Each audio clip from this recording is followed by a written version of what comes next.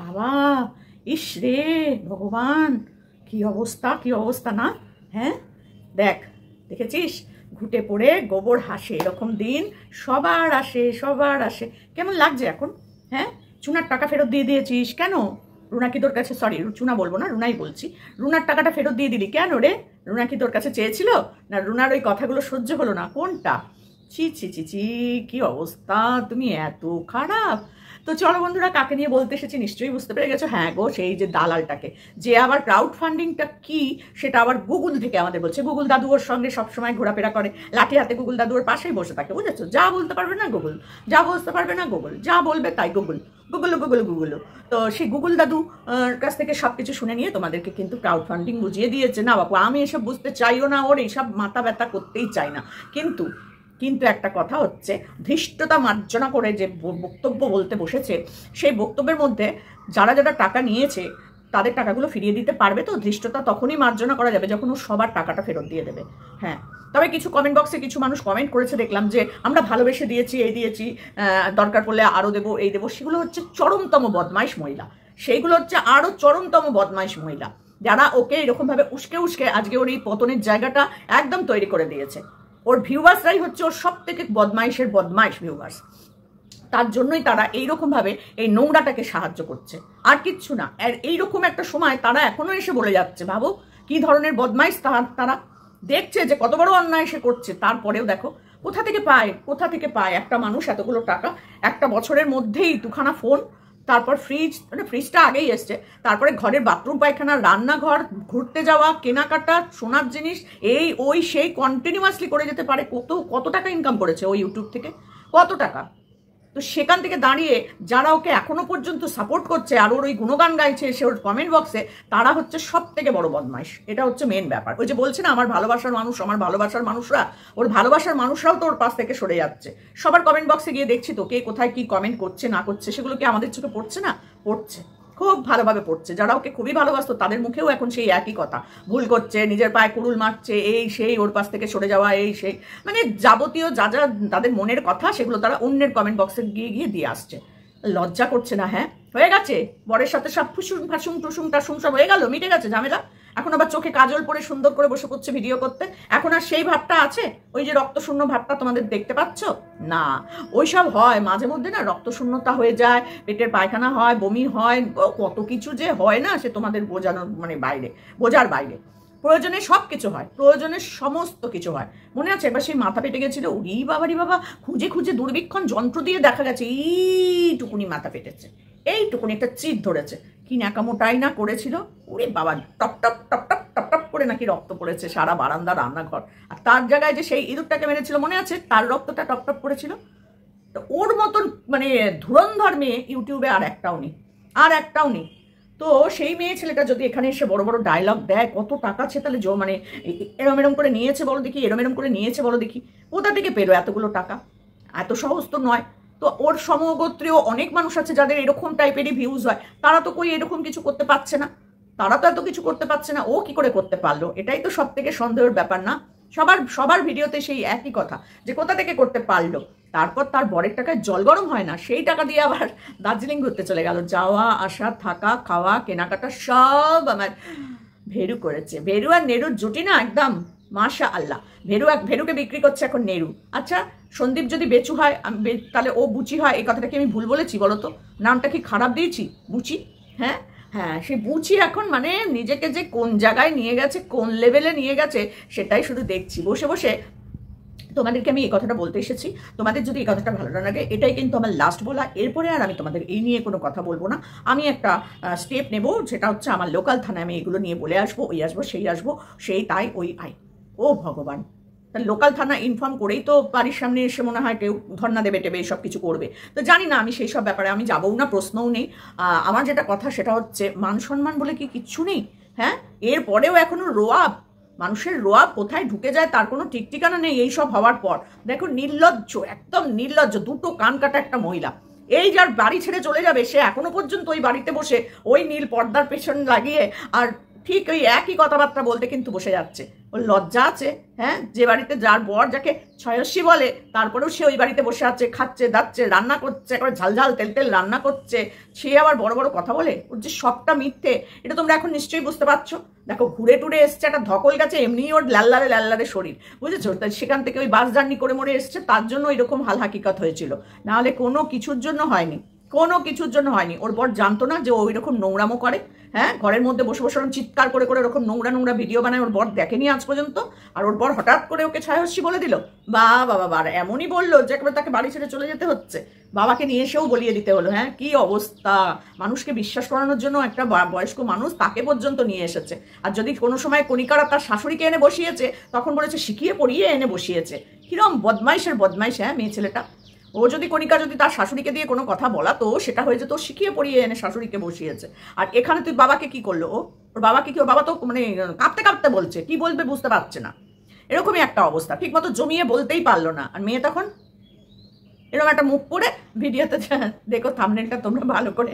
তো যাই হোক, থাম্বনেল, সরি সরি সরি। তো সেখানে দাঁড়িয়ে এই মেয়ে ছেলেটাকে যারা যারা এখনো পর্যন্ত সাপোর্ট করছে, আমি জানি না তারা কোন গোত্রের পাত্রের। বিশ্বাস করো বাবা, তুই দয়া কর না ঠাকুর, তুমি একে কবে এখান থেকে হাঁটাবে, আমি শুধু সেটাই ভাবছি। যতদিন এ থাকবে ততদিন কোনো ক্রিয়েটার ভালো করে ভিডিও করতে পারবে না, কেউ পারবে না। কারণ ওর দিকেই সেই দৃষ্টিটা চলে যাবে। ওই যে নোংরার দিকেই সবার দৃষ্টিটা যায়, দেখবে রাস্তা দিয়ে যেতে যেতে গু পড়ে থাকলে, কুকুরের গু এইসব পড়ে থাকলে পরে ঠিক চোখটা ওখানেই যাবে, পাশ দিয়ে যেতে হবে। গোবর মোবর পড়ে থাকলে কি হয়, আমরা পাশ কাটিয়ে চলে যায়। এ হচ্ছে সেই। ইস বাবা, একে এখন দেখলেই মাথা গরম হয়ে যাচ্ছে আমার। বিশ্বাস করো, চোখ মুখ শুকিয়ে আমসি করে এসেছিল 2-3 দিন, এখন আবার কাজল পরে একেবারে বাবা ফিল্টার লাগিয়ে আবার চলে আসছে। হয়ে গেছে, বরের রাগ হয়েছিল, একটু ছি বলে ফেলেছে, এখন ছি ছি করছে বর। কি করবে আর, বলে ফেলে এখন বিপদে পড়েছে। ওরে বাবা, আমার তো এই ইনকাম করা বউ, সোনার রাজহাঁস, এ যদি চলে যায় তাহলে আমি এখন কি করবো? সোনার ডিম পাড়া রাজহাঁস, এ যদি চলে যায় কি করবো? হাতে পায়ে ধরে নিয়েছে মনে হয় রাত্রিবেলা, না হলে পরে আবার কাজল পরে ওই ঘরে এতদিন ধরে বসে আছে, যাবো যাবো যাবো যাবো যাবো যাবো, কিন্তু যাইতে আর পারলাম না। এরকম আর কি অবস্থাটা। কি করে হয় বলো তো? এই দেখো টিকটিকিটা চলে এসছে আমার পেছনে। তো বুঝতেই পারছো, এ বাড়ির থেকে বেরোনো নয়। আর যদিও বেরোয় ওই 2 দিনের জন্য, পরশু কোথায় থাকবে? পরশু টাকা রেখে যাবে কোথায়? হ্যাঁ, ওই তো দেখলাম আমি দিদির ব্লগ, শুভজিতের মায়ের ব্লগ, সেখানে কি দিয়ে বলছে, সেও তো বলছে যে দিদির সম্মান যদি না রাখতে পারো, তোমার জিনিসপত্র তুমি নিয়ে যাও, যা করো করোগে যাও, বাবা আমার সাথে সম্পর্ক শেষ। তো ভালো করবেন, আপনি ওর সাথে সম্পর্কটা শেষ করুন। আপনাদেরকে তো প্রয়োজনে ব্যবহার করছে, আপনারা বুঝতে পারছেন না? পুরোটাই প্রয়োজনে ব্যবহার করছে। ওর যেদিনকে মন মেজাজ উঠে যাবে আপনার উপর থেকে, সেদিনকে দেখবেন আপনার মতো নোংরা মেয়ে ছেলে আর কোনো কিছুই হবে না। আপনার কল রেকর্ডিং থেকে আরম্ভ করে আপনার যাবতীয় ভিডিও যদি কোনো সময় কোনো কিছু করে থাকে, সেগুলোও সব রিভিল করে দেবে।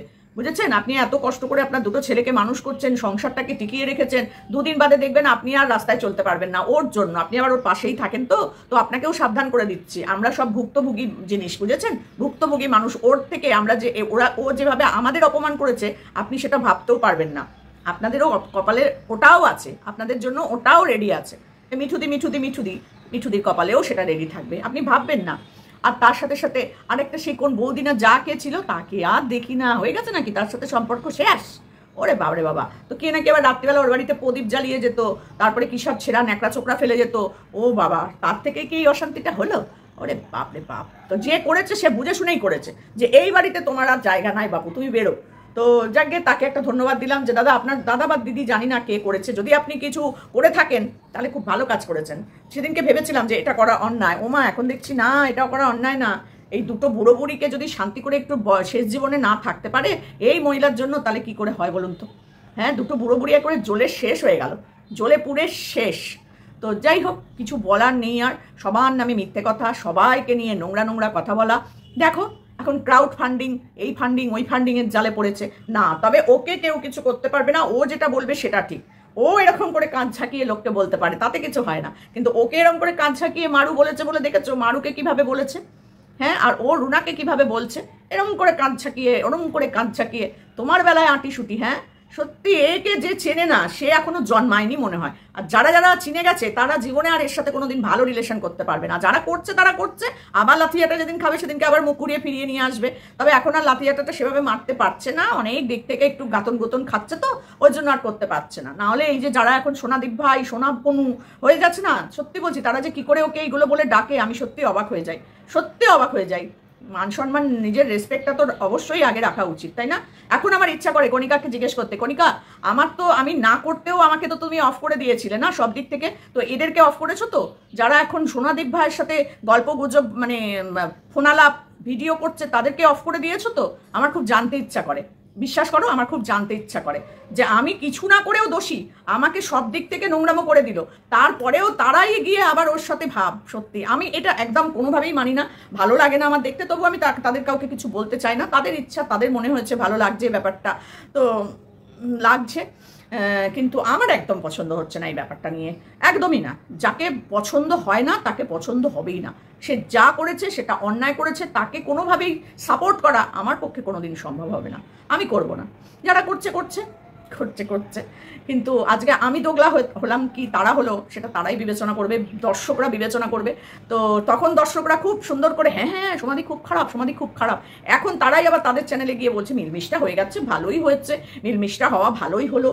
কি কারণে হলো, কি জন্য হলো আমি জানি না। আমার আজকে বলতে ইচ্ছা করলো যে এইরকম একটা মেয়ে ছেলে যাকে সারাদিন রাত বেবুসছে ওই সেই তাই বলে ভিডিও করা হয়েছে, তাকেই এখন সোনাদীপ ভাই বলে ভিডিও করছো, আমার একটুও ভালো লাগে না দেখতে, বিশ্বাস করো আমার একটুও ভালো লাগে না। তো যাই গে, আমি তাদেরকে কিছু বলতে চাই না, তারা তাদের মতো ভিডিও করবে, তারা যাকে খুশি তাকে ভালোবাসবে, তাই নিয়ে আমার কোনো আপত্তি নেই। কিন্তু আমার একটাই কথা, এই মেয়ে ছেলেটাকে যারা সাপোর্ট করে, এই মেয়ে ছেলেটার কোনো কাজ, কোনো কথা, কোনো কিছু আমি কোনোদিন সাপোর্ট করতে পারবো না, কোনো দিনও না, সে যাই বলো তোমরা আমাকে। তো এই যে যারাকে সাপোর্ট করছে, আমি ক্রিয়েটারদের কথা বলছি না, ভিউয়ার্সদের, ওর ভিউয়ার্সদের কথা বলছি, তারা তো মানে তার থেকে জঘন্য রুচি সম্পন্ন মহিলা আর কাউকে আমি খুঁজে পাই না। আর এ যে বলছে না টাকা ফেরত দিয়ে দেবো, টাকা ফেরত দিয়ে দেবো, তার মানে কত টাকা ওর কাছে আছে, এটাই সব থেকে আশ্চর্য ব্যাপার। আর কোথা থেকে পেলো সেই টাকাগুলো? আমি এক জায়গায় একটা কমিউনিটি পোস্ট দেখলাম যে ওর নাকি আইটি ফাইল করা আছে, থাকতেই পারে আইটি ফাইল করা, থাকতেই পারে, কিন্তু টাকাগুলো তো সে চেয়ে নিয়েছে, বা কোথাও থেকে কেউ তো তাকে দিয়েছে, তাই না? কিন্তু কেন দিয়েছে সেটাও দেখতে হবে তো, কারণটা কি কারণে দিয়েছে সেটাও তো দেখতে হবে, তাই না? একটা ফ্যামিলিকে শেষ করার জন্য আমি যদি 10,000 টাকা দিই, তাহলে সেটি অন্যায়টা তার যেমন আমারও তেমন, তাই না? তো সেটাই করেছে অনেক লোক, তো যাই হোক, তার টাকা, এবার সে কোথায় কি করবে, কাকে কত টাকা ফেরত দেবে। একজন তো শুনলাম 18,000 টাকা নাকি দিয়েছে। উনি বাবারে বাবা, আপনার এত টাকা কোথা থেকে এলো বলুন তো? হ্যাঁ, একটু গরিব দুঃখীকে দান করুন না, যে আপনি এত টাকা ওকে দিয়েছেন। একটা কোনো এনজিওতে যান, কোনো দুস্থ সমাজসেবামূলক প্রতিষ্ঠানে যান, সেখানে গিয়ে কিছু বাচ্চাকে খাওয়ান, কিছু জামা কাপড় দিন, আপনার পুণ্য হবে। এইখানে যা দিয়েছেন না, আপনার সর্বনাশ হবে। কি কাণ্ডটাই না আপনি করেছেন, ছি ছি ছি ছি ছি ছি। তো যাই হোক, আপনাদের প্রচুর টাকা, মনে হয় না ওটা 1 নম্বরই, বুঝেছেন? 2 নম্বরই টাকা থাকলে মানুষ ওইরকম ভাবে দান করতে পারে। তো যাই হোক, দান করেছেন আপনি দাতা, কিন্তু আবার কিছু লোক তো আবার দাও দাও দাও দাও দাও, কেন করবে না? মনে আছে যখন আমাদের আয়ুষের জন্য তার মা প্রিয়া টাকা চেয়েছিল, তখন প্রতিদিন ওকে বলেছে ফেরত দাও, টাকা ফেরত দাও, টাকা ফেরত দাও। এখন ওকে শুনতে হচ্ছে যা তুই করবি তাই তোর কাছে ফিরে আসবে, এটা সবার ক্ষেত্রে সমান। যা আমাকে বলবে তাই তোমাকে একদিন শুনতে হবে, এটা নিয়ম। তো চলো, এই দেখতে থাকি ইউটিউবে এইসব নোংরামো দেখতে থাকি আর বলতেও থাকি। তো চলো, এখানেই শেষ করলাম, টাটা।